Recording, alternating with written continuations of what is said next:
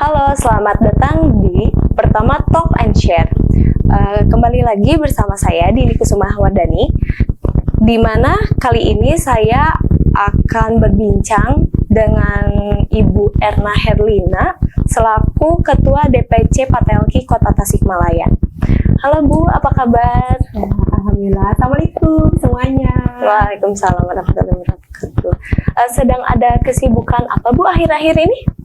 Alhamdulillah pada kesempatan kali ini masih rada sedikit bongkar, nggak ada kesibukan acara-acara yang padat. Gitu.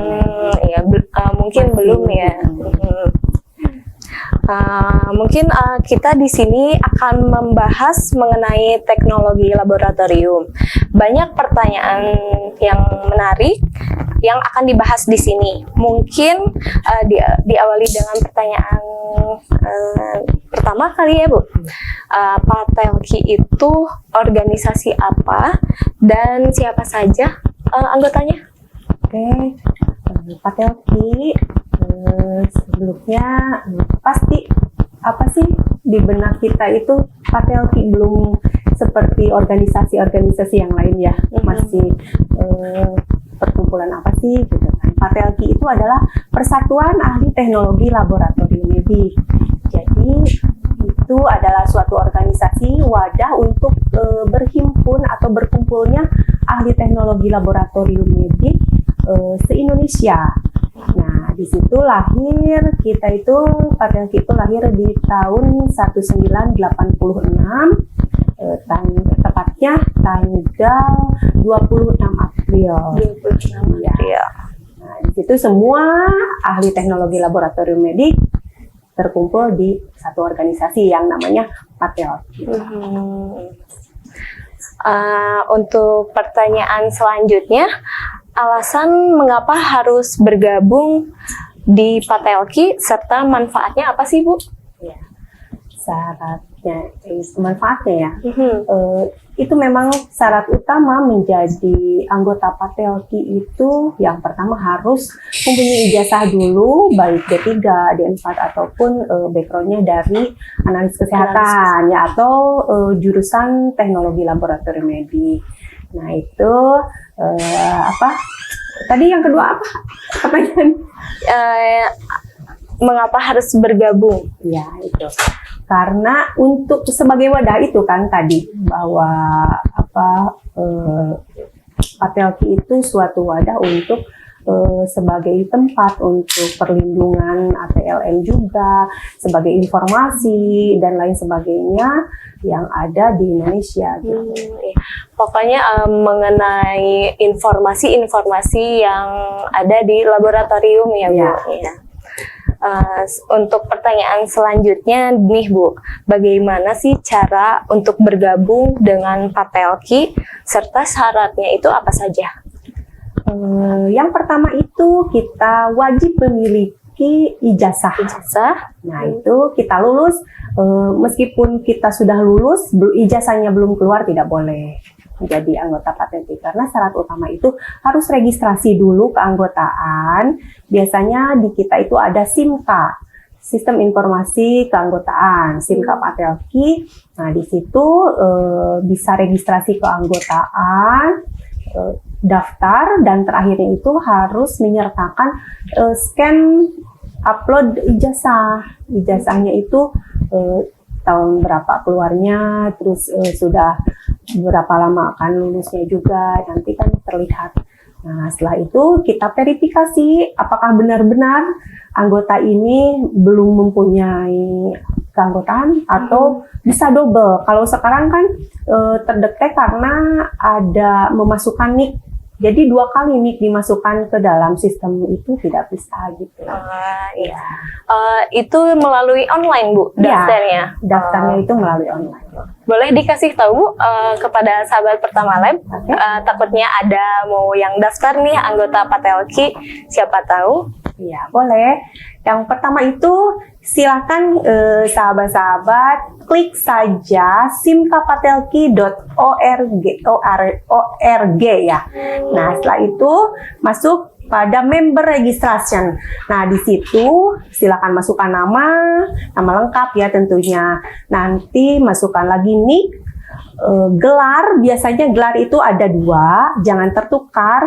Ada gelar depan, biasanya kalau misalkan tidak haji ataupun ada R ya, kalau orang Indonesia ataupun yang lainnya, nah itu bisa dimasukkan ke gelar depan. Kalau gelar belakang, biasanya gelar akademik, silakan masukkan di gelar akademik, gelar belakang. Nah, nama lengkapnya tetap dimasukkan. Di situ juga ada juga memasukkan tanggal lulus, tahun lulusnya juga, tanggal lahir. Setelah itu pekerjaan apabila ada ya, bila belum bekerja dilewat saja, dan terakhir mengupload ijazah. Nah, di situ silakan simpan.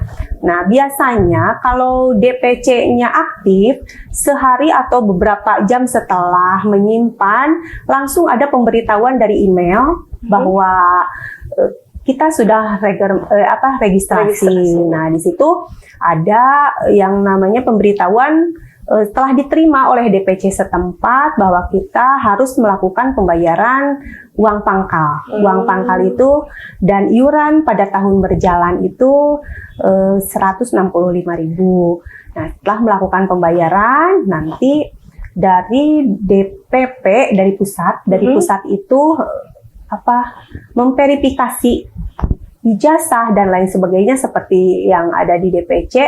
Nanti ada email kembali masuk ke kita bahwa nomor anggota Patelki itu sudah ada. Nah, nomor anggota dan ID biasanya itu bisa dipergunakan untuk membuka SIMK yang tadi kita buat.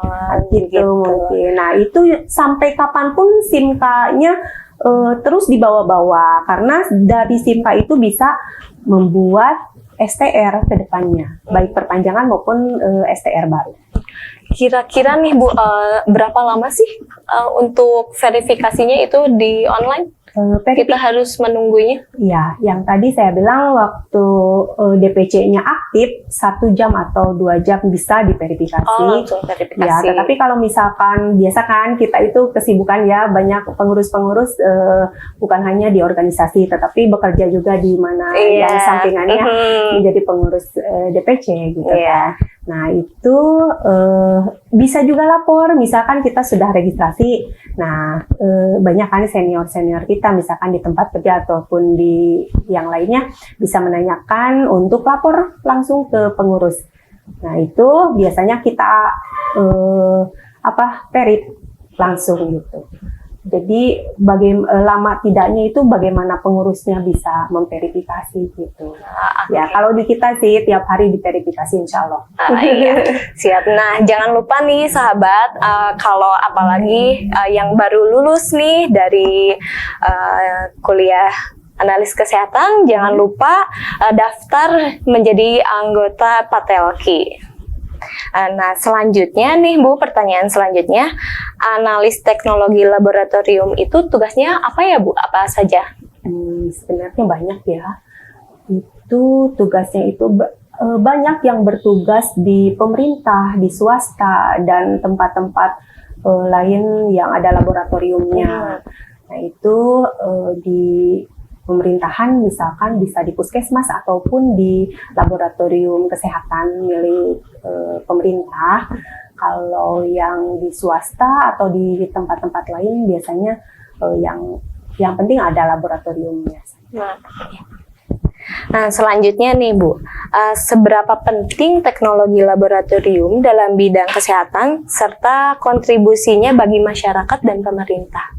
Sangat penting sekali, karena di balik layar itu kita biasanya suka di balik layar ya, karena yang di depan itu ada profesi lain. Nah, padahal peran kita itu sangat penting sekali gitu untuk menegakkan diagnosa. Nah, di masyarakat itu kan banyak program-program kesehatan ya yang di belakangnya itu ada peran kita dari teknologi laboratorium, diantaranya seperti TB, ada juga sekarang triple eliminasi untuk ibu hamil dan lain sebagainya.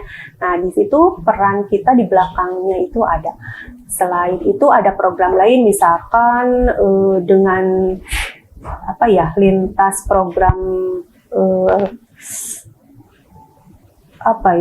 gizi, misalkan bisa pemeriksaan HB anak remaja gitu kan, yang usia-usia anak sekolah, dan masih banyak lagi program-program yang lain.